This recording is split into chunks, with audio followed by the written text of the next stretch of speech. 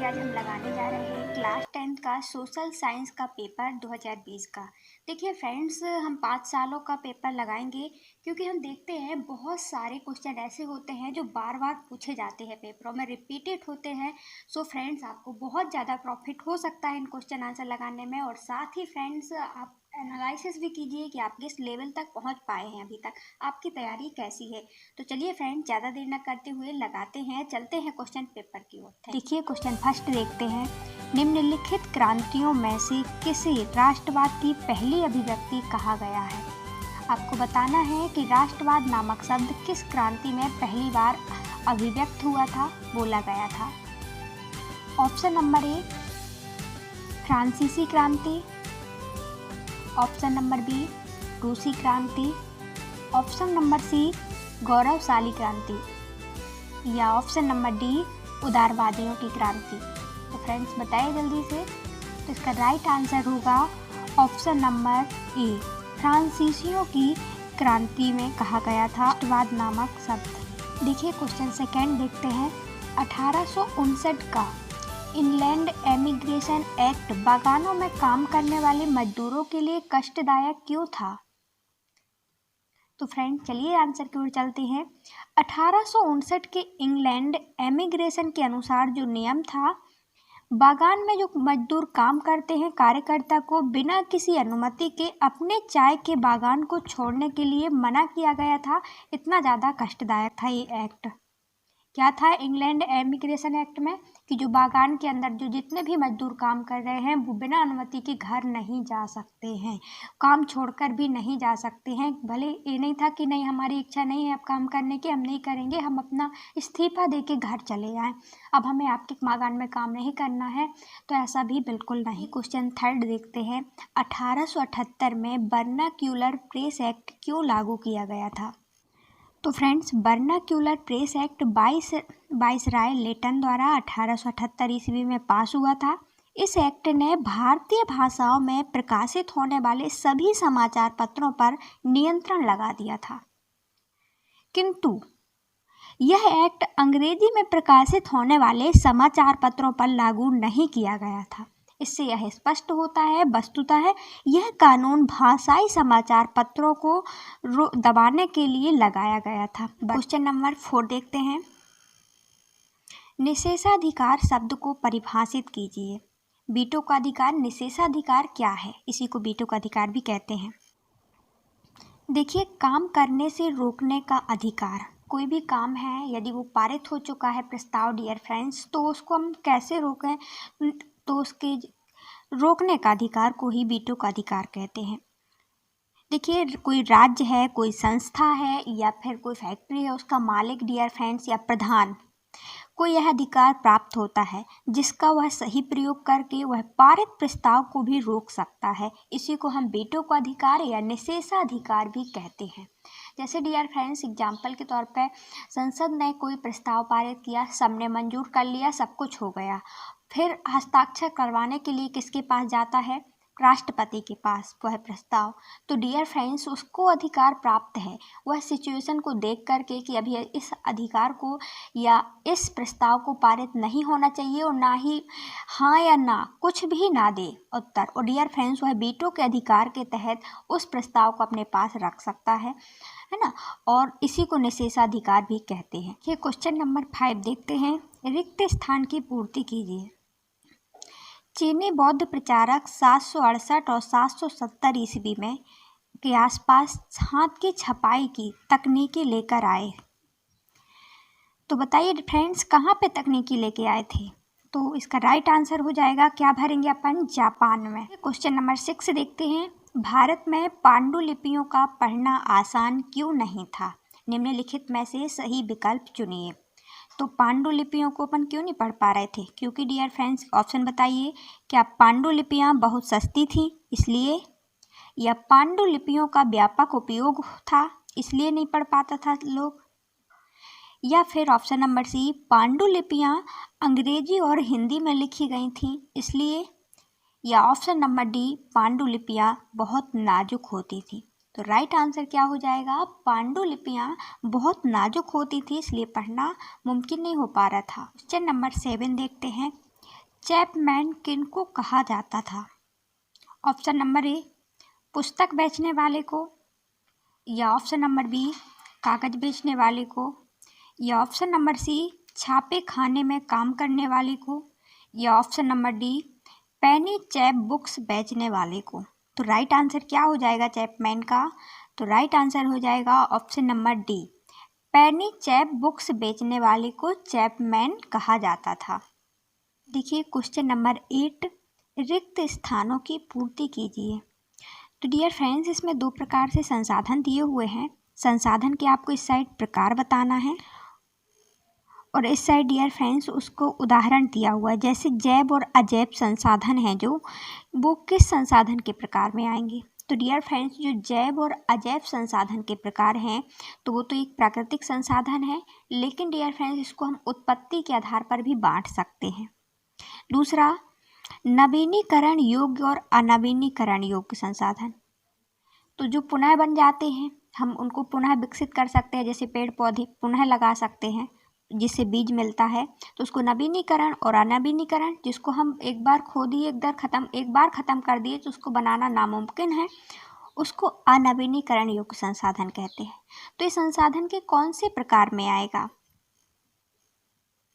तो फ्रेंड्स इसको समाप्यता के आधार पर भी हम बांट सकते हैं। समाप्यता के आधार किसी मतलब समाप्त होते हैं या नहीं होते हैं, इसके आधार पर भी हम लिख सकते हैं इसको। और बोर्ड एग्जाम ने जो आंसर सेलेक्ट किया है इसको बोर्ड उसमें ये भी लिखा है समाप्यता के आधार पर। उसमें एनर्जी रिसोर्सेज मतलब ऊर्जा के संसाधन हैं। ये क्या है डियर फ्रेंड्स? यह ऊर्जा के संसाधन हैं, बिल्कुल नवीनीकरण और अनवीनीकरण।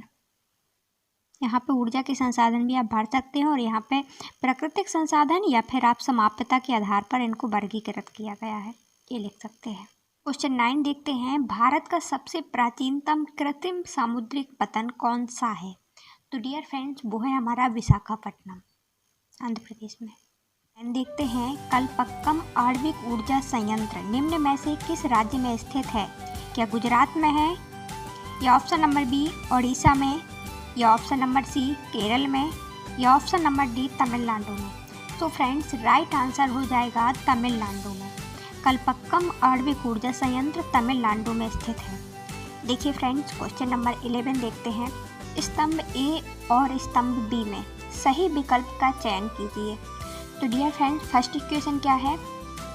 चंद्रपुर तापीय ऊर्जा संयंत्र कहाँ पे स्थापित है? तो डियर फ्रेंड्स यह महाराष्ट्र में है और इसमें महाराष्ट्र के पास मतलब अमरकंटक, इसमें दिया नहीं है, महाराष्ट्र लिखा हुआ था। देखिए ऑप्शन नंबर बी देखते हैं, मयूरभंज लौह अयस्क खान कहाँ पे है? तो डियर फ्रेंड्स मयूरभंज कहाँ पे है? ओडिशा में। इसको आप ऐसे भी याद कर सकते हैं कि मोर उड़ते हैं कहाँ पे? ओडिशा में उड़ते। देखिए ऑप्शन नंबर सी, कलोल तेल क्षेत्र कहाँ पर स्थित है? कलोल तेल क्षेत्र तो फ्रेंड्स गुजरात में। कहाँ पे स्थित है? कलोल तेल क्षेत्र गुजरात में। तो राइट है। बॉक्साइट खदान है, बॉक्साइट की खदान कहाँ है डियर फ्रेंड्स? वो है झारखंड में। देखिए क्वेश्चन नंबर 12 है, रिक्त स्थान की पूर्ति कीजिए। रिक्त स्थान उद्योग का उपयोग हवाई जहाज बनाने में तथा तार बनाने में किया जाता है। तो बताइए फ्रेंड्स कौन से उद्योग का उपयोग अधिकतर जहाज बनाने में और बर्तन और तार बनाने में किया जाता है? तो वो है डियर फ्रेंड्स इस्पात उद्योग। देखिए क्वेश्चन नंबर 13 देखते हैं, श्रीलंका के जातीय समूह में निम्न में से कौन सा प्रमुख है? तो डियर फ्रेंड्स श्रीलंका में कौन कौन से लोग रहते थे? ऑप्शन नंबर ई, क्या ईसाई और तमिल लोग ज़्यादा थे, या ऑप्शन नंबर बी बौद्ध और हिंदू लोग ज़्यादा थे, या ऑप्शन नंबर सी सिंहली और तमिल थे, या ऑप्शन नंबर डी सिंहली और ईसाई दोनों थे? तो बताइए फ्रेंड्स इसका राइट आंसर हो जाएगा ऑप्शन नंबर सी, सिंहली और तमिल दोनों थे श्रीलंका में जातीय समूह में। ये क्वेश्चन नंबर 14 देखते हैं, बेल्जियम में क्षेत्रीय अंतर एवं सांस्कृतिक विविधता की समस्या के समाधान हेतु उठाए गए किसी एक कदम का उल्लेख कीजिए। फ्रेंड्स बेल्जियम में हमने क्या देखा था कि वहाँ पे बहुत ज़्यादा विविधता थी। एक तो क्षेत्रीय अंतर था और दूसरी विविधता थी कि वहाँ सांस्कृतिक विविधता बहुत ज़्यादा थी। तो डियर फ्रेंड्स, वो लोग कैसे एक साथ रह पाते थे? वहाँ की इस समस्या को बेल्जियम की सरकार ने किस प्रकार सॉल्व किया? कोई एक कदम बताइए। यह तो डियर फ्रेंड्स, देखिए बेल्जियम में क्षेत्रीय अंतर और सांस्कृतिक विविधता की समस्या के समाधान हेतु उठाए गए कदम इस प्रकार हैं। देखिए बेल्जियम में दो क्षेत्र थे, फ्लेमिश और बेलोनिया। बेलोनिया प्रमुख थे, वहाँ पे फ्लेमिश भी रहते थे और बेलोनिया भी रहते थे। इन दोनों क्षेत्रों की क्षेत्रीय सरकारों को कुछ अधिकार सौंप दिए गए थे। जैसे अब क्षेत्रीय सरकार है, जैसे हर राज्य के लिए अपने अपने राज्य है, मुख्यमंत्री हैं, तो डियर फ्रेंड्स, ये क्षेत्रीय सरकारों को वहाँ पे भी अधिकार दे दिए गए थे अपने अपने, जो कि केंद्रीय सरकार के अधिकारों से अलग थे। केंद्रीय सरकार को अलग थे, ठीक है ना, उनको अलग अलग दे दिए कि आपका क्षेत्र में इस सिचुएशन के अनुसार डियर फ्रेंड्स यहाँ पे भौगोलिक स्थिति ऐसी है तो आपको ये अधिकार प्राप्त है, लेकिन उनको नहीं, दूसरों को नहीं, है ना। तो उनको अलग अलग अधिकार दे दिए गए, पहली नंबर। और साथ ही और यह क्षेत्रीय सरकारें केंद्रीय सरकार के अधीन नहीं थीं। राजधानी ब्रुसेल्स में अलग प्रकार की सरकार थी। वहाँ पे डियर फ्रेंड्स, राजधानी ब्रुसेल्स में डच भाषी और फ्रेंच भाषी दो सांस्कृतिक वहाँ पे विविधताएं थी। डच भी बोली जाती थी और फ्रेंच। दोनों समुदायों को समान प्रतिनिधित्व दिया गया था, फ्रेंच वालों को भी और डच वालों को, उस राजधानी में। एक तो एक कदम सही उठाया वहाँ की सरकार ने। राजधानी ब्रसेल्स में रहने वाले लोगों की बात करें तो जो फ्रेंच बोलते थे वो कितने थे? 80% थे, और देशवासी केवल 20% थे। इसके बाद भी वहाँ की सरकार ने समान समुदाय को समान प्रतिनिधित्व दिया था। ये नहीं था कि आपकी, यदि डियर फ्रेंड्स एक भाषा को बढ़ा दिया जाए तो दूसरी भाषा को प्रॉब्लम होगी। यदि श्रीलंका में क्या हुआ था, यही तो हुआ था कि वहाँ पे सिंहली को राजभाषा बना दिया गया। तो डियर फ्रेंड्स, अब जो तमिल बोलते थे उनको प्रॉब्लम शुरू हो गई। अब वो तो बोल ही नहीं पाते थे और वो पढ़ भी नहीं पाएंगे, तमिल भाषा सिंहली सिंहली चलती थी। तो डियर फ्रेंड्स, यहाँ की सरकार ने क्या किया? दोनों को समान अधिकार दिया। फ्रेंच भी सरकारी कामकाज में भाषा ली जाएगी और डच वालों की भी। तो इसलिए डियर फ्रेंड्स, यह बहुत अच्छा निर्णय लिया उन्होंने। क्या किया, क्या कदम उठाया कि समान प्रतिनिधित्व दोनों समुदाय को दे दिया गया। क्लियर? 3 देखते हैं। आधुनिक लोकतांत्रिक व्यवस्थाएं नियंत्रण और संतुलन बनाए रखती हैं। क्षैतिज सत्ता की साझेदारी के आधार पर सही विकल्प का चयन कीजिए। तो डियर फ्रेंड्स, अभी हम देखें तो लोकतांत्रिक व्यवस्था नियंत्रण संतुलन बनाने के लिए सत्ता का क्षैतिज बंटवारा कैसा है? तो विधायिका है, कार्यपालिका है, न्यायपालिका है। तो क्या ऑप्शन नंबर ए होगा? केंद्र सरकार है, राज्य सरकार और स्थानीय सरकार, यही है क्षैतिज बंटवारा अभी। या फिर ऑप्शन नंबर बी, विधायिका, कार्यपालिका, न्यायपालिका, या ऑप्शन नंबर सी, विभिन्न सामाजिक समुदाय के मध्य बटी हुई है सरकार क्या? या ऑप्शन नंबर डी, विभिन्न दबाव समूहों के मध्य है हमारा क्षैतिज बंटवारा। तो राइट आंसर हो जाएगा ऑप्शन नंबर बी। अभी हम देखते हैं, विधायिका है, व्यवस्थापिका जिसको अपन कहते हैं, कार्यपालिका और न्यायपालिका से क्षैतिज सत्ता का बंटवारा साझेदारी की गई है। अपना सकते हैं, बताइए। देखिए क्वेश्चन नंबर 16 देखते हैं। महिलाओं को घरेलू उत्पीड़न से बचाने के लिए कोई एक तरीका सुझाइए। देखिए, अगर हमें महिलाओं को घरेलू उत्पीड़न से बचाना है तो उसके लिए उन्हें गलत के खिलाफ आवाज़ उठाना है, यह सिखाना होगा। और सरकार को हेल्पलाइन, महिला हेल्पलाइन नंबर जारी करना होगा, जिससे महिलाओं को समय पड़ने पर सहायता मिल सके, ले सकें वो लोग।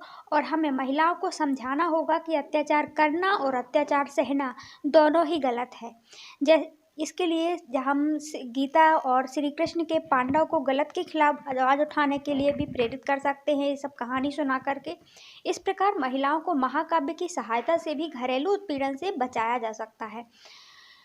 देखिए फ्रेंड्स, जब तक वो खुद आवाज़ नहीं उठाएंगे अपने जुल्म के खिलाफ, तब तक उनका कुछ भी होने वाला नहीं है, यह उनको सिखाना होगा। देखिए क्वेश्चन नंबर 17 देखते हैं। स्तंभ ए तथा स्तंभ बी में गलत विकल्प का चयन कीजिए। स्तंभ ए में ध्यान रखना, गलत का चयन करना है। स्तंभ ए में क्या लिखा हुआ है? भूमिहीन ग्रामीण मजदूर ग्रामीण मजदूर और भूमिहीन है फ्रेंड्स। तो क्या इसके सामने ये सही लिखा है? काम करने के लिए अधिक दिन मिल जाते हैं तथा बेहतर मजदूरी। तो डियर फ्रेंड्स, क्या काम हमेशा उनको काम मिलता रहता है, अधिक दिन मिलता है और अच्छी मजदूरी दी जाती है? बिल्कुल नहीं। तो हमें गलत का ही चयन करना था, इसलिए ये सही हो जाएगा। बी नंबर देखिए, पंजाब के समृद्ध किसान। सिंचाई की अतिरिक्त साधनों की उपलब्धता है, बिल्कुल है, लेकिन हमें चुनना क्या है? गलत। तो इसका क्या हो जाएगा फ्रेंड्स? किसानों को उनकी उपज के लिए ज़्यादा समर्थन मूल्य मिलता है। तो इसका बी हो जाएगा, बी का थर्ड हो जाएगा। सी नंबर देखिए, किसान जो खेती के लिए केवल वर्षा पर निर्भर हैं, तो उनको क्या उपज के लिए ज़्यादा समर्थन मूल्य मिलता है? नहीं, ये तो सही नहीं होगा। तो इसका क्या हो जाएगा? मिलता तो है, तो अपन को रॉन्ग लिखना है, ध्यान रखना। तो इसका हो जाएगा सिंचाई के लिए अतिरिक्त साधनों की उपलब्धता। और डी देखते हैं, भूस्वामी परिवार की एक ग्रामीण महिला है। उसको मतलब भूस्वामी परिवार की एक ग्रामीण महिला है, वह नियमित नौकरी और बेहतर मजदूरी अपनी आय बढ़ाने के लिए करती है। तो क्या ऐसा होता है? नहीं, ग्रामीण है क्योंकि वो, और भूस्वामी की है तो वो नौकरी के लिए क्यों देखेगी? नियमित नौकरी और बेहतर मजदूरी अपनी आय बढ़ाने के लिए करेगी, क्योंकि ऐसा तो नहीं था, है ना। तो ये रॉन्ग हो जाएगा, इसलिए इसका ये राइट ही होगा, क्योंकि हमें गलत विकल्प का चयन करना था। आप देख सकते हैं इसके ये आप आंसर की में ए है, ठीक है। फर्स्ट का ए, बी का थर्ड, सी का 2 और डी का 4। सो फ्रेंड्स, देखते हैं क्वेश्चन नंबर 18। तालिका का अध्ययन कीजिए तथा नीचे दिए गए प्रश्नों का उत्तर लिखिए। तो हमें तालिका को देखना है, क्वेश्चन पढ़ लेते हैं, ठीक है। तो देखिए यहाँ पर राज्य दिया हुआ है, हरियाणा है, केरल है, बिहार है। शिशु मृत्यु दर है सभी राज्यों का। जैसे हरियाणा का शिशु मृत्यु दर कितना है? 33 है। यहाँ की साक्षरता कितनी है? 82 है। यहाँ पर निविल अनुपात उच्चतर आयु बताई गई है, जहाँ 61 वर्ष तक ज़्यादातर लोग जीते हैं, ठीक है। चलिए देखते हैं क्वेश्चन है क्या, आखिर सभी राज्यों का दिया हुआ है, आप देख सकते हैं। क्वेश्चन फर्स्ट क्या है? केरल की तुलना में किस राज्य का मृत्यु दर सबसे अधिक है? तो केरल की तुलना में किस राज्य का? तो केरल का मृत्यु दर, शिशु मृत्यु दर कितना है फ्रेंड्स? 10 है। तो केरल की तुलना में सबसे ज़्यादा अधिक कौन है? तो डियर फ्रेंड्स, हम देख रहे हैं यहाँ तो हरियाणा का तो 33 है, लेकिन बिहार का 38 है। तो बिहार का शिशु मृत्यु दर सर्वाधिक है, आप लिख सकते हैं केरल की तुलना में। देखिए 19 देखते हैं, अर्ध ग्रामीण क्षेत्रों में रोजगार सृजन का कोई एक तरीका बताइए, सुझाइए। तो अर्ध ग्रामीण क्षेत्रों में रोजगार कैसे हम सृजन कर सकते हैं, लोगों को दे सकते हैं, उसके बारे में बताना है। क्वेश्चन नंबर 19 का आंसर देखिए, अर्ध ग्रामीण क्षेत्रों में बिजनेस लोन लेकर भी रोजगार का सृजन करा सकते हैं। साथ ही आपको इंडस्ट्री भी खोल सकते हैं, उद्योग धंधे भी खुलवा सकते हैं। यदि आपके पास पैसा नहीं है तो आप बिजनेस लोन लेकर के भी रोजगार का सृजन कर सकते हैं। देखिए सकल घरेलू उत्पाद की गणना किस प्रकार की जाती है? देखिए जीडीपी निकालने के लिए सकल घरेलू उपभोग को और सकल निवेश को और जितना भी सरकारी खर्च लगा उसको अपन ऐड कर सकते हैं। आयात और निर्यात में से घटाकर के भी अपन जोड़ के इस प्रकार जीडीपी निकाल सकते हैं किसी भी देश की। क्वेश्चन नंबर 20, नीचे दिए गए स्रोत को पढ़िए और नीचे दिए गए प्रश्नों के उत्तर को लिखिए। देखिए स्रोत क्या है? शहरों में आंदोलन की शुरुआत मध्यम वर्ग की हिस्सेदारी के साथ हुई। हजारों विद्यार्थियों ने स्कूल कॉलेज को छोड़ दिए। हेडमास्टर शिक्षकों ने इस्तीफे सौंप दिए। वकीलों ने मुकदमे लड़ना बंद कर दिए। मद्रास के अलावा ज़्यादातर प्रांतों में परिषद चुनाव का भी बहिष्कार किया गया।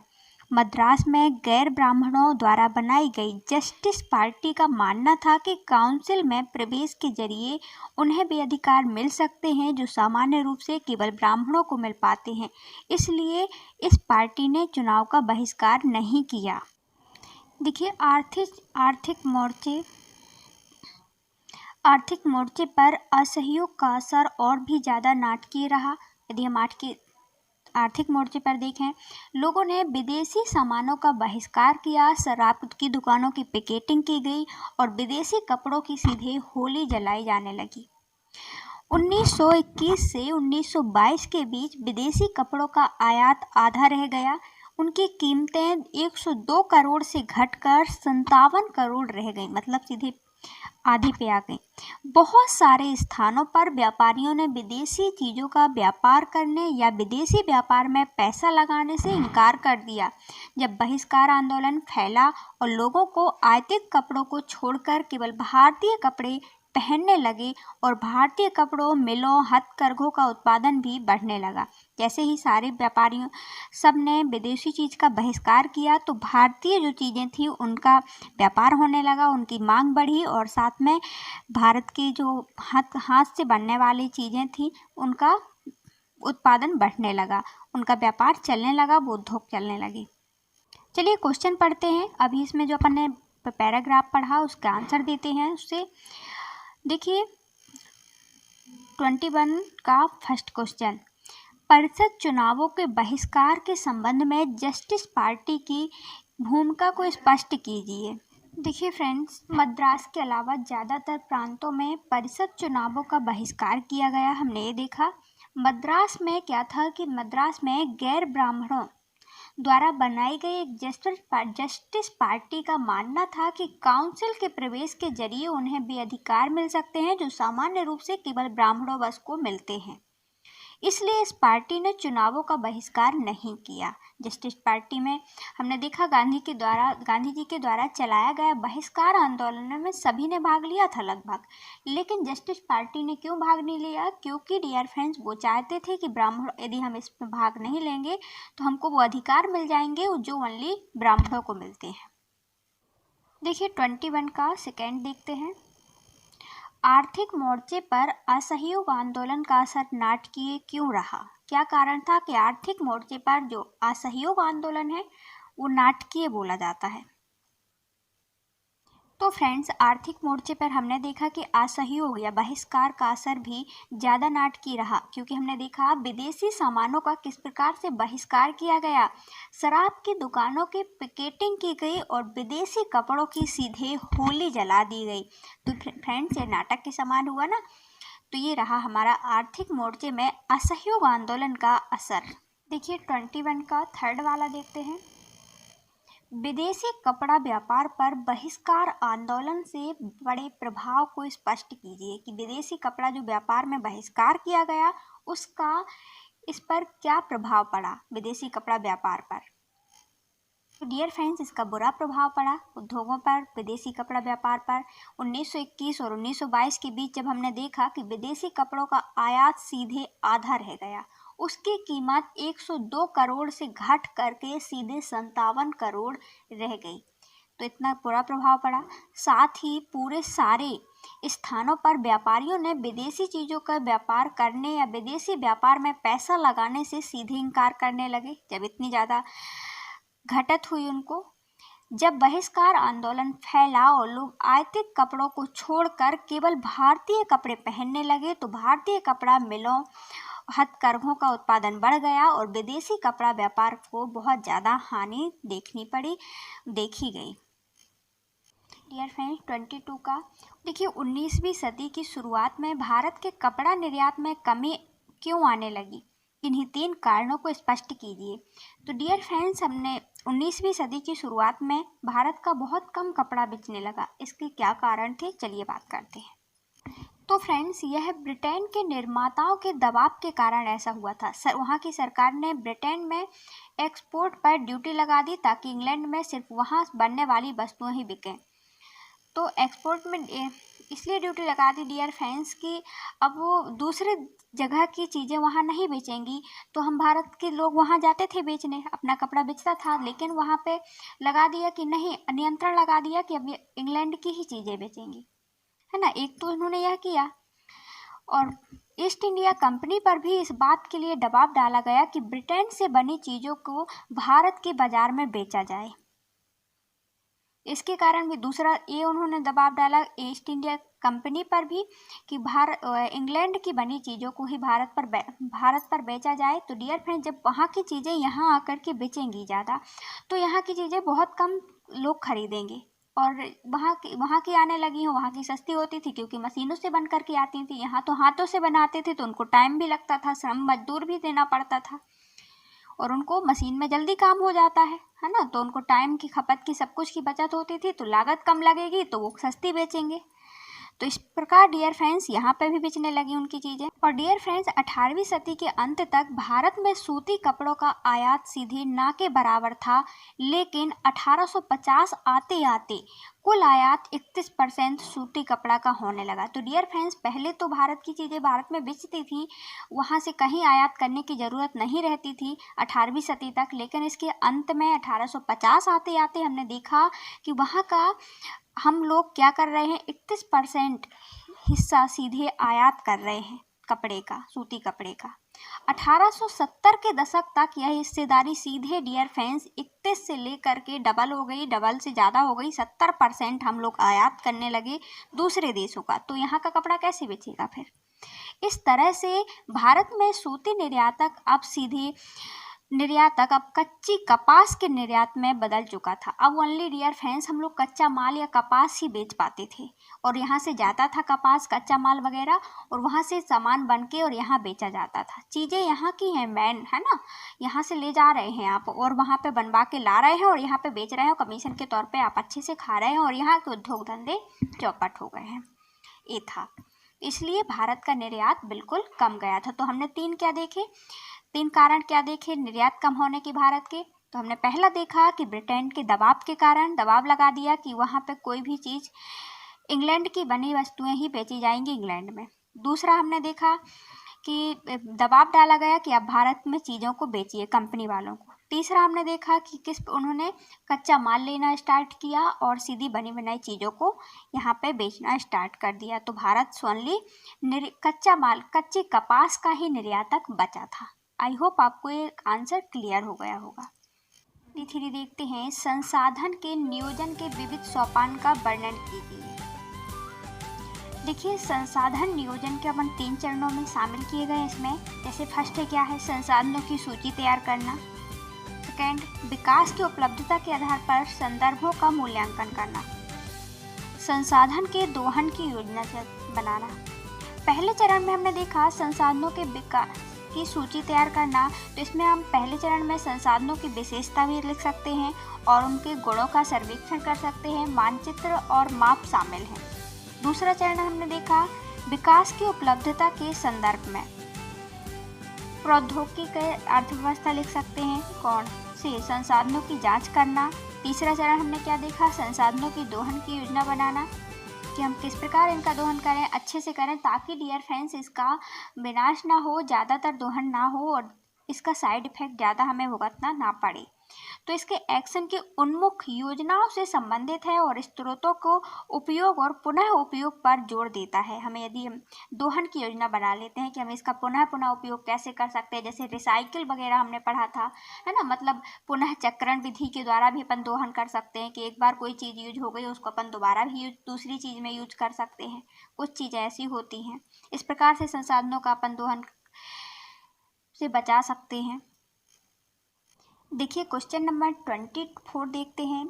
सक्षम परिवहन के साधन देश के तीव्र विकास हेतु पूर्व अपेक्षित है। इस कथन के उदाहरण सहित पुष्टि कीजिए। तो डियर फ्रेंड्स, हम देख रहे हैं कि कितना अधिक परिवहनों का तीव्र विकास हो रहा है, कितने ज़्यादा परिवहन हमारे सामने आ रहे हैं और इसके कारण हमारी अर्थव्यवस्था भी ज़्यादा ग्रो हो रही है। हम देख रहे हैं अब जहाँ हम डियर फ्रेंड्स पैदल चल के जाते थे तो हमें कितना टाइम वेस्ट करना पड़ता था और हम पता चले वो 3-3 दिन की दूरी हम 3 घंटे में तय कर लेते हैं। और इससे डियर फ्रेंड्स परिवहन के साधन बढ़ने से हम बहुत सारा माल भी, कच्चा माल एक स्थान से दूसरे स्थान ले जा सकते हैं। उद्योग, फैक्ट्रियों, अर्थव्यवस्था में बहुत ज़्यादा डियर फ्रेंड्स इस परिवहन का योगदान है। चलिए देखते हैं इसका आंसर। फ्रेंड्स देखिए, सक्षम परिवहन के साधन तीव्र विकास हेतु पूर्व अपेक्षित हैं क्योंकि पहले के मुकाबले में आज हम ज़्यादा टेक्नोलॉजी का उपयोग करते हैं। सड़क निर्माण, हवाई जहाज यात्रा, रेल यात्रा आदि पहले से ज़्यादा सुरक्षित हो गई है। अब हम किसी भी शहर, देशाटन की यात्रा कुछ चंद घंटों में भी कर सकते हैं। देखिए, क्वेश्चन नंबर 25 देखते हैं। संघीय शासन की किन्हीं 3 विशेषताओं का वर्णन कीजिए। तो फ्रेंड्स, संघात्मक शासन जो व्यवस्था है वो उसमें हमने क्या देखा कि उसमें संघात्मक शासन में एक तो लिखित संविधान होता है। कोई भी चीज़ें प्रूफेड है, लिखित है, इसमें कोई। सेकेंड विशेषता क्या है? संघात्मक शासन की एक विशेषता यह है कि शासन प्रणाली में संविधान की सर्वोच्चता होती है। संविधान ही इसका वेद पुराण सब कुछ है। संघात्मक शासन व्यवस्था में हमने देखा, मतलब कि संविधान में लिखा हुआ है जो चीज़, वही हमारा सर्वोच्च है।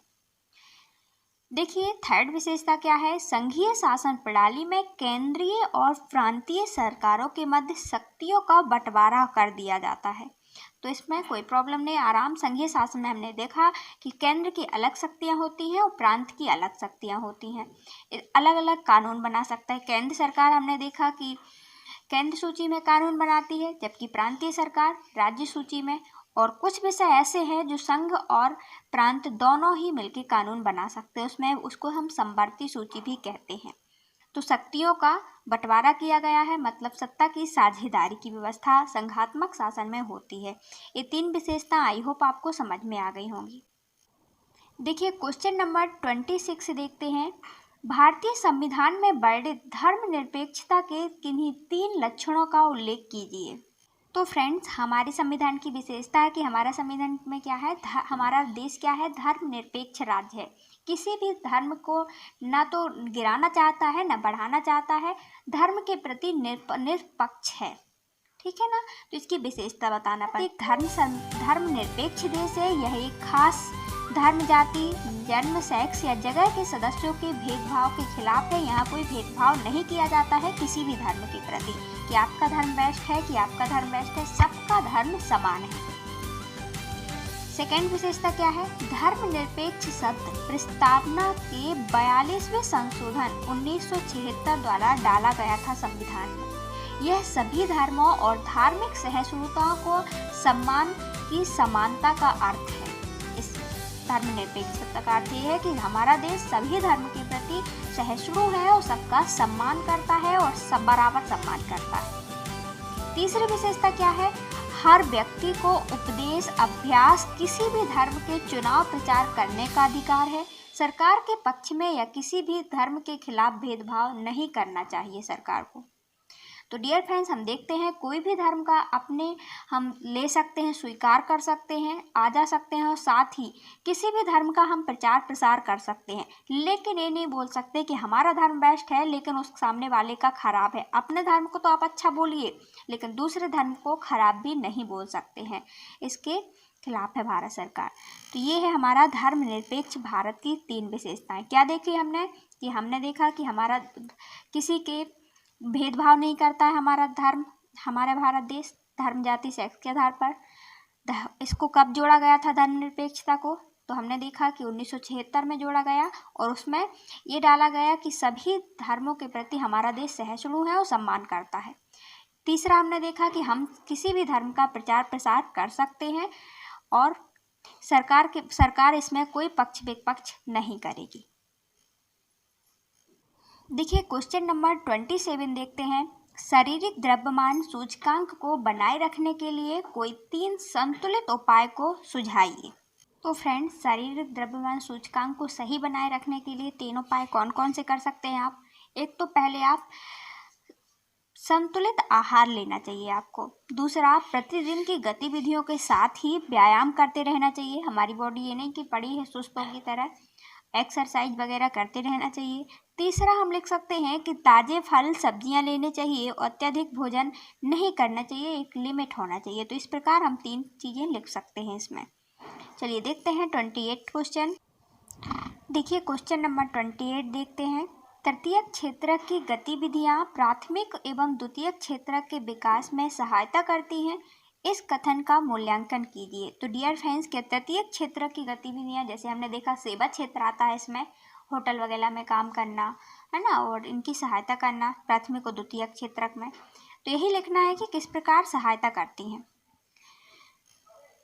इस कथन का मूल्यांकन करना है।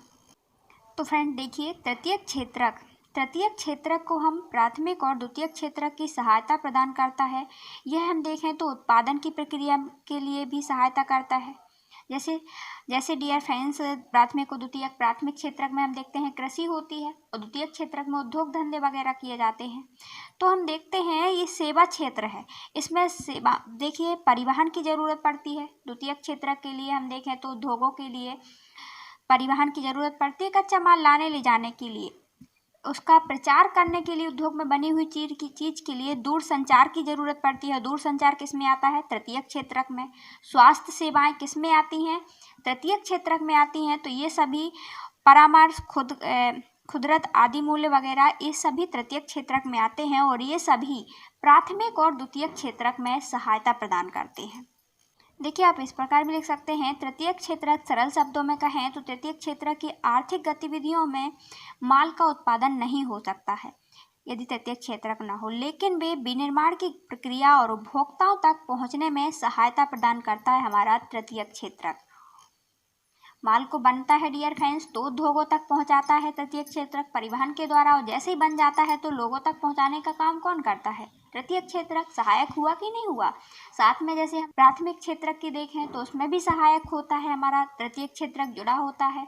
परिवहन वगैरह हैं, दूर संचार हैं, स्वास्थ्य सेवाएं हैं, ये सभी प्राथमिक क्षेत्रक को मदद प्रदान करता है। जैसे ही फसल की कटाई होती है, बुनाई होती है, तो हम क्या देखते हैं?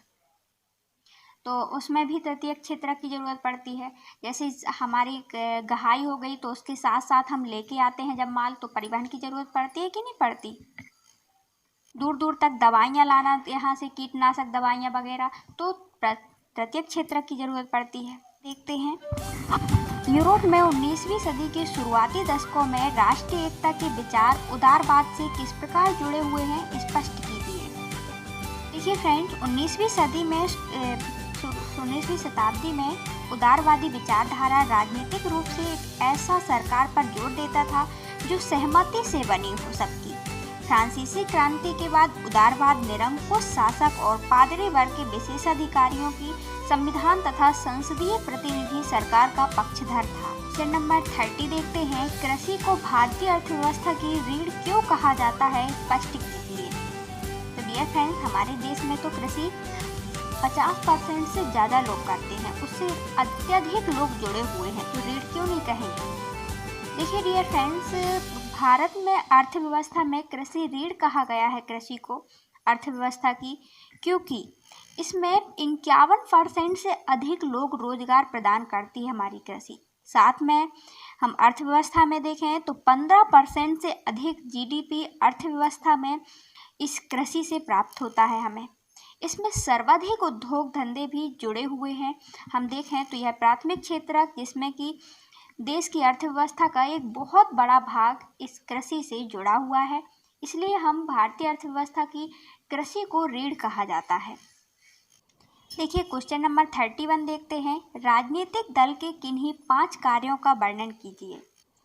देखिए फ्रेंड्स, राजनीतिक दलों के 5 कार्यों का वर्णन निम्नलिखित है। फर्स्ट हम देख सकते हैं, निर्वाचन के बाद राजनीतिक दलों द्वारा सरकार का निर्माण किया जाता है। हम देखते हैं जो राजनीतिक दल से ही सरकार बनती है, वही लोग खड़े करते हैं, अलग अलग दल होते हैं। हम देखते हैं बीजेपी है, कांग्रेस है ना, इस प्रकार। देखिए सत्ता के पक्ष की निरंकुशता पर राजनीतिक दल अंकुश लगाते हैं। हम देखते हैं फ्रेंड्स, यदि एक दल कुछ गलत नीति लेके आता है तो विरोधी दल होता है, उसमें राजनीतिक दल अंकुश लगाता है जो कि उसकी कमियों को निकालता है, और फिर जब कमियां जब डीएफएस निकालेगा तो कोई भी नीति बनेगी, कोई भी कानून बनेगा तो निष्पक्ष और सही निकल के आएगा।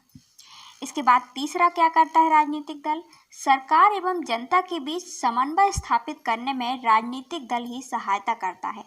हम देखते हैं कोई जो राजनीतिक दल होते हैं वो किससे जुड़े होते हैं, लोगों से और सरकार दोनों से जुड़े होते हैं, वही कानून बनाते हैं, और एक साइड जनता के मध्य जुड़े होते हैं, क्योंकि जनता से ही वो राजनीतिक दल को लाभ होता है। वो लोग वोट के माध्यम से जुड़े होते हैं, है ना, उनको वोट दी जाती है, जनता उनको जिताती है, तो जनता से भी जुड़े हैं और नीति भी ला रहे हैं, तो सरकार से भी जुड़े हुए हैं, तो बीच का काम करते हैं, मध्यस्थता का, कि जनता को कौन सी ज़्यादा नीति प्रभावकारी होगी, हमारे देश का विकास कैसे होगा, कौन सी ज़्यादा नीति जनता को सही साबित होगी।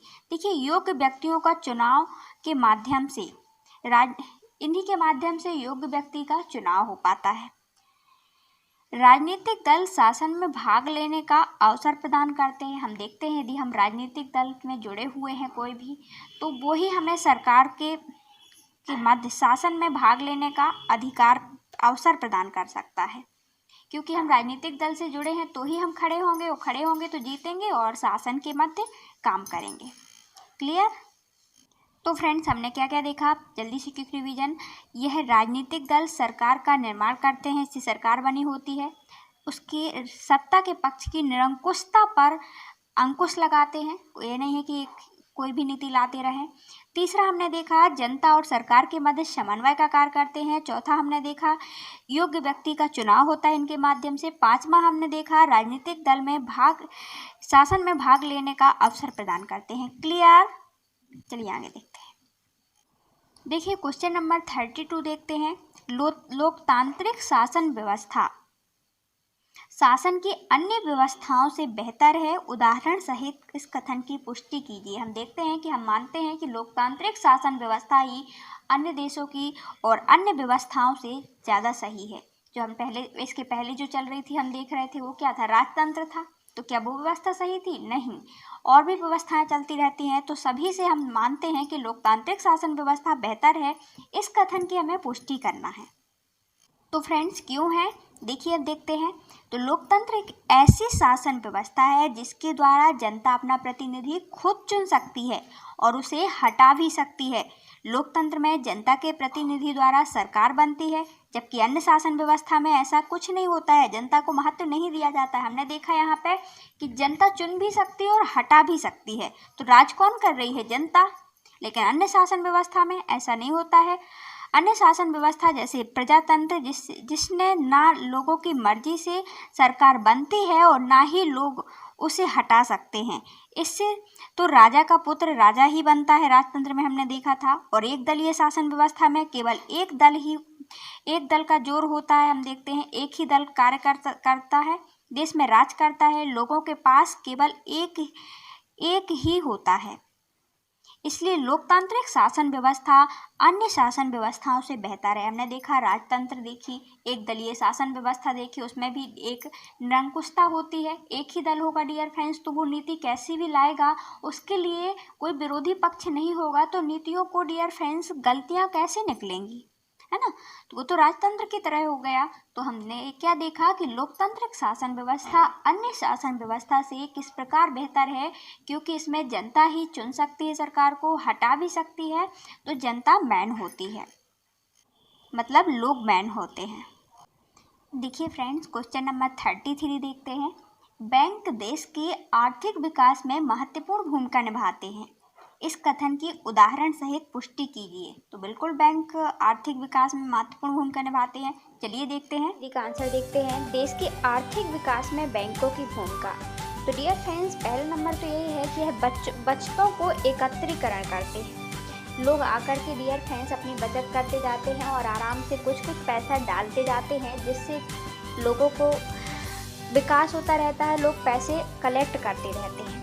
दूसरा, अब डियर फ्रेंड्स इस पैसों को बचतों को उन्होंने लिया, आदान प्रदान करने का भी काम करते हैं। जैसे हमें बैंक से क्या मिलता रहता है, उसमें ब्याज भी मिलता रहता है, और साथ में जो पैसा हमने दिया है बैंक को, बैंक डियर फ्रेंड्स किसी को लोन दे सकते हैं जिससे उनकी ज़रूरतों को पूरा हो सकता है। तो मध्यस्थता का काम करते हैं, ज़रूरतें पूरी हो सकती है लोन के माध्यम से। हो सकता है कोई इंसान अपना बिजनेस स्टार्ट कर सकता है। तो देश के विकास में कार्य हुआ कि नहीं हुआ।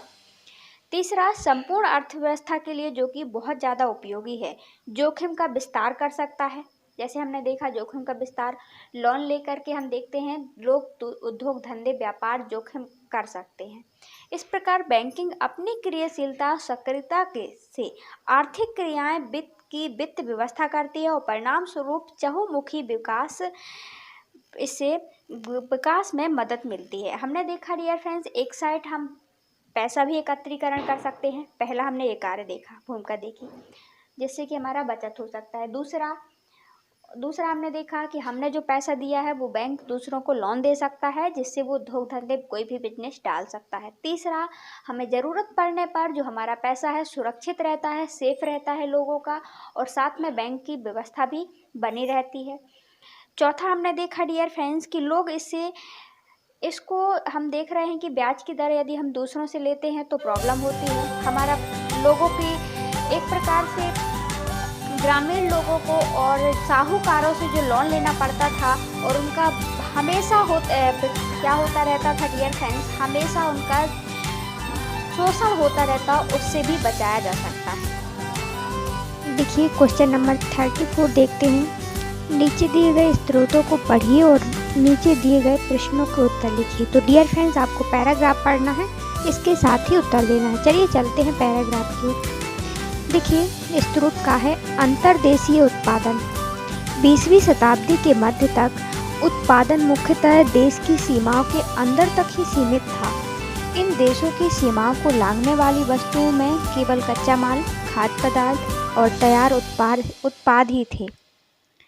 भारत जैसे उपनिवेशों से कच्चा माल एवं खाद्य पदार्थ निर्यात होते थे और तैयार वस्तुओं का आयात होता था। व्यापार ही दूरस्थ देशों को आपस में जोड़ने का मुख्य जरिया था। यह बड़ी कंपनियां थीं जिन्हें बहुराष्ट्रीय कंपनियां भी कहते हैं। चलिए स्रोत खा पढ़ते हैं, क्या लिखा हुआ है। विदेशी व्यापार और बाजारों का एकीकरण। सरल शब्दों में कहा जाए तो विदेशी व्यापार घरेलू बाजारों अर्थात अपने देश के बाजार से बाहर के बाजारों में पहुंचाने के लिए उत्पादनों को एक अवसर प्रदान करना।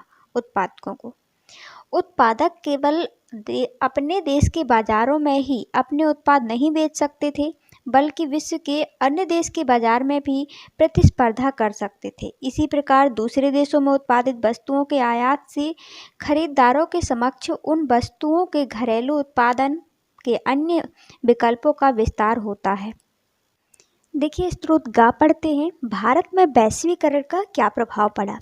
तो वैश्वीकरण और उत्पादकों मतलब स्थानीय और विदेशी दोनों के बीच बृहत्तर प्रतिस्पर्धा से उपभोक्ताओं, विशेषकर शहरी क्षेत्र में धनी वर्ग के उपभोक्ताओं को लाभ हुआ।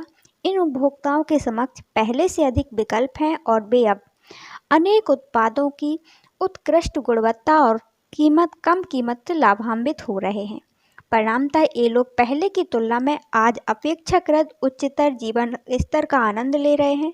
उत्पादकों और श्रमिकों पर वैश्वीकरण का एक समान प्रभाव नहीं पड़ा है। सो फ्रेंड्स, हमने स्रोत का में देखा था, इसका आंसर देना है अपन को। बहुराष्ट्रीय कंपनियां किस प्रकार संसार को देशों को जोड़ रही हैं, संसार के देशों को। तो डियर फ्रेंड्स, बहुराष्ट्रीय कंपनियां व्यापार के माध्यम से संसार के सभी देशों को जोड़ रही हैं। यही पढ़ा था पैराग्राफ में। बहुराष्ट्रीय कंपनियां देश के व्यापार के माध्यम से देशों को जोड़ती हैं। स्रोत खा वाला पैराग्राफ हमने देखा था, विदेशी व्यापार और बाजारों का एकीकरण। उसका क्वेश्चन है, विदेशी व्यापार किस प्रकार देशों को जोड़ने का एक प्रमुख मार्ग है। तो फ्रेंड्स, हमने देखा था कि उत्पादक हैं जो वो केवल अपने ही देश में बाज़ारों में उत्पाद को नहीं बेच सकते, बल्कि विश्व के अन्य देशों के बाज़ारों में भी प्रतिस्पर्धा कर सकते हैं। जब डियर फ्रेंड्स एक देश से दूसरे देश में हम प्रतिस्पर्धा करने जाएंगे, अपने व्यापार को बेचेंगे, अपने सामान को, उत्पाद को, इस प्रकार एक देश दूसरे देशों से जोड़ने का मार्ग बन जाता है, जुड़ने का। वरना डियर फ्रेंड्स, हम क्यों जाते उनके देश में, या फिर वो हमारे देश में क्यों आते। तो कैसे जुड़ते एक देश दूसरे देश से। तो जोड़ने का व्यापार ही एक मार्ग है। का नंबर देखते हैं जो हमने देखा था, भारत में वैश्वीकरण का क्या प्रभाव पड़ा। इस पे आप क्वेश्चन करिए। 34 का 3, वैश्वीकरण किस प्रकार उपभोक्ताओं के लिए लाभकारी है। तो वैश्वीकरण जो उपभोक्ता वर्ग को बहुत लाभदायक है। उपभोक्ता वर्ग कौन होता है, जैसे ग्राहक हैं, हम लोग हैं, सामान को खरीदने वाले, उपभोग करने वाले। तो देखिए किस प्रकार वैश्वीकरण इन उपभोक्ताओं को लाभकारी है।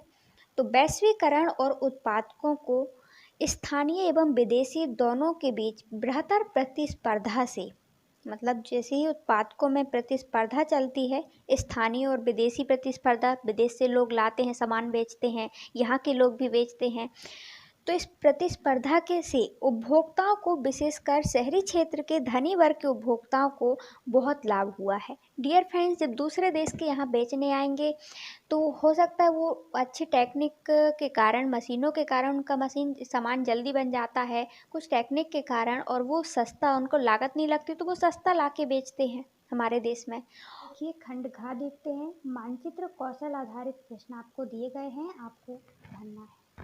देखिए 35 नंबर ए, दो लक्षण ए और बी दिए गए हैं, भारत के राजनीतिक रेखा मानचित्र में अंकित किए गए हैं। इन लक्षणों को निम्नलिखित जानकारी की सहायता से पहचानिए और उनके सही नाम मानचित्र पर खींची गई रेखाओं पर लिखिए। तो फर्स्ट इक्वेशन क्या है डियर फ्रेंड्स, वह कौन सा स्थान है? जहाँ पे वह स्थान जहाँ भारतीय राष्ट्रीय कांग्रेस का अधिवेशन हुआ था। तो डियर फ्रेंड्स, भारतीय राष्ट्रीय कांग्रेस का अधिवेशन कई जगह हुआ है, लेकिन चलिए देखते हैं मानचित्र में कहाँ पे कौन सी लाइन खींची गई है। तो डियर फ्रेंड्स, आप देख सकते हैं यहाँ पे मानचित्र में एक लाइन ये है और एक स्थान ये है। तो भारतीय राष्ट्रीय कांग्रेस का अधिवेशन हुआ था, तो हमने देखा था यह लाइन है मद्रास में हुआ, तमिलनाडु के। तो यहाँ पे भी हुआ है, यह लाइन खींची गई है, यहाँ पे आप मद्रास लिख सकते हैं। यहाँ पे भारतीय राष्ट्रीय कांग्रेस का अधिवेशन किया गया था। देखिए बी क्वेश्चन देखते हैं। वह स्थान जहाँ से नील की खेती करने वाले किसानों को आंदोलन प्रारंभ हुआ था। तो डियर फ्रेंड्स, वह स्थान था हमारा चंपारण। ये कहाँ पे है? बिहार में पड़ता है। चलिए देखते हैं मैप में। तो फ्रेंड्स, ये रहा हमारा चंपारण, यहाँ पे है। इस लाइन पे आप चंपारण लिख सकते हैं, ठीक है ना। यहाँ से प्रारंभ हुआ था नील की खेती करने वाले किसानों के विरुद्ध आंदोलन। देखिए क्वेश्चन नंबर बी देखते हैं। इसी नीचे दिए गए भारत के राजनीतिक रेखा मानचित्र में निम्नलिखित में से किन्हीं चार को उपयुक्त चिन्हों को दर्शाइए और उनके नाम लिखिए। तो आपको बताना है डियर फ्रेंड्स कि कहाँ पे है, कौन सा स्थान, और उसका चिन्ह बताना है। सरदार सरोवर बांध, यह कहाँ पे पड़ता है? गुजरात में। चलिए मैप में बताते हैं। यहाँ पे भिलाई लोहा और इस्पात संयंत्र, यह कहाँ पे है डियर फ्रेंड्स? यह छत्तीसगढ़ में पड़ता है। देखिए यहाँ पे आप लिख सकते हैं भिलाई ऊर्जा संयंत्र, ये छत्तीसगढ़ में। देखिए थर्ड नंबर क्या है? Pune software technology park. तो डियर फ्रेंड्स, यह पड़ता हमारे महाराष्ट्र में। देखिए यहाँ पे पड़ता हमारा महाराष्ट्र, यहीं पे है हमारा पुणे। देखिए फोर्थ वाला क्या है? कोची प्रमुख समुद्रिक पतन, कहाँ पे है यह हमारे? कोची कहाँ पड़ता है? जो प्रमुख समुद्रिक पतन है जहाँ पे, वो है हमारा केरल। तो डियर फ्रेंड्स, इस यहाँ पे पड़ता है हमारा कोची। देखिए इंदौर सूती वस्त्र उद्योग कहाँ पड़ता है? ये हमारे मध्य प्रदेश में पड़ता है, यहाँ पर। देखिए लास्ट वाला देखते हैं, नरोरा आणविक ऊर्जा संयंत्र, यह कहाँ पड़ता है? हमारे यूपी में पड़ता है, उत्तर प्रदेश। तो डियर फ्रेंड्स, नरोरा आणविक ऊर्जा संयंत्र ये हमारे यहाँ यूपी में पड़ता है। क्लियर? इसके बाद के क्वेश्चन है जो वो दृष्टि बाधित बच्चों के लिए है, मतलब जिनको दिखाई नहीं देता है, आपने कर लिए हैं। आई होप फ्रेंड्स आपने एनालिसिस भी किया होगा, समझा भी होगा, और साथ में आने वाले पेपर की अच्छी से तैयारी भी कर रहे होंगे। तो कैसा लगा ये वीडियो कमेंट बॉक्स में कमेंट करके ज़रूर बताएं। कहीं भी कोई भी क्वेश्चन में प्रॉब्लम हो आप क्लियर कर सकते हैं। Thanks for watching.